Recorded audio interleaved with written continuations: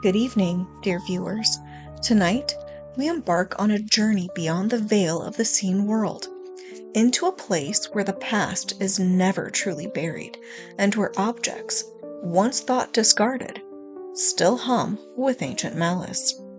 There exists a shop, hidden between heartbeats and alley shadows, where the inventory is as old as the sins of mankind. It is tended by one who knows the weight of secrets and who bears the gift, or curse, of seeing beyond the surface. There is a place where every item tells a story, and every story leaves a scar. Welcome to the Haunted Inventory. Control, dear viewer, is an illusion, a trick of the mind, a sleight of hand. We imagine we pull the strings, when, in truth, it is the strings that pull us. Tonight, we meet a man who wove his destiny thread by thread, only to find himself bound by the very cords he once commanded. Come closer, if you dare. The curtain is rising, and the puppets are ready to dance. This is the puppet maker's strings. The bell chimed, a soft tinkling sound, like the delicate crash of broken porcelain. Selma looked up to see a slight man standing in the doorway, his silhouette almost swallowed by the shadows. He wore a charcoal gray suit a size too large, and under one arm he carried a maroon velvet satchel, embroidered with golden thread and looping, dizzying patterns. Mr. Holloway, Selma said quietly, the name blooming on her tongue before he could speak. He smiled, a thin, brittle smile. I was told, he said, his voice a nervous flutter, that you might appreciate unique artifacts. Selma merely gestured toward the counter. From the satchel, Holloway withdrew an object wrapped in crinkled wax paper. It rattled faintly. Selma caught a whiff of aged wood and something older, something bitter and metallic. Unwrapped, it was a tangle of silver strings, frayed and knotted, but still pulsing softly in the dim light like living veins. Selma's sight flared unbidden. She glimpsed marionettes dancing in the dark, strings cutting into skin, blood blooming like crimson roses. This was no mere tool of entertainment. Selma brushed a finger over the nearest thread, and recoiled. Visions crowded her mind. A woman in red, collapsing mid-performance, hands twisted into grotesque claws. A town square puppet show, with real bodies convulsing like dolls on invisible wires. Murders, each predicted by Holloway's puppets, each commanded into being.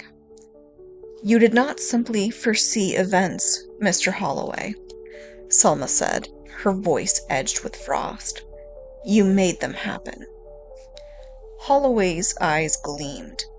Only small nudges, he whispered. A nudge here, a snip there. Fate is but a thread, after all. Who better to weave it? Selma said nothing. The shop itself seemed to hold its breath.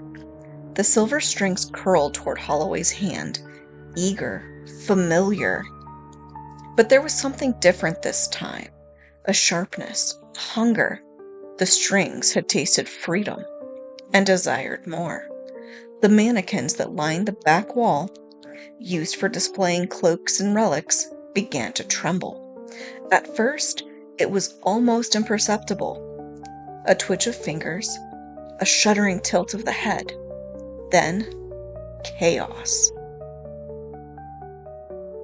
The mannequins broke free of their stands, lurching forward, limbs jerking in unnatural rhythms, silver threads snaking from their wrists and ankles, tethering them to Holloway. He gasped in delight. You see? Even here! Even now! I command them! But Selma saw the truth. It was not Holloway guiding the strings anymore. It was the strings guiding him. Like a marionette jerked by cruel hands, Holloway staggered forward, his mouth opening and closing soundlessly as he struggled against the unseen grip. The strings tightened around him, burrowing into his flesh, until he became merely another puppet on their stage. With a sickening snap, he crumpled, tangled within a writhing cocoon of silver. The mannequins collapsed. The shop fell silent once more. Selma steadied her breath and turned back to the ledger. Entry number 239. The Puppet Maker's Strings. Effect: grants limited control over fate through physical manipulation. Cost: ultimate enslavement by the created fate. Status: contained. Host absorbed. She locked the strings inside a leaded glass case far in the back of the shop. They twitch occasionally, like a nest of sleeping serpents, waiting, plotting. Ah, dear viewer, the puppet dreams it dances by its own will, but in the end, the strings always tighten, the hands always close. Mr. Holloway believed he could master destiny. Instead, he became just another marionette in a show that never truly ends. The strings still wait for a new puppeteer. Tell me, will it be you? Good night.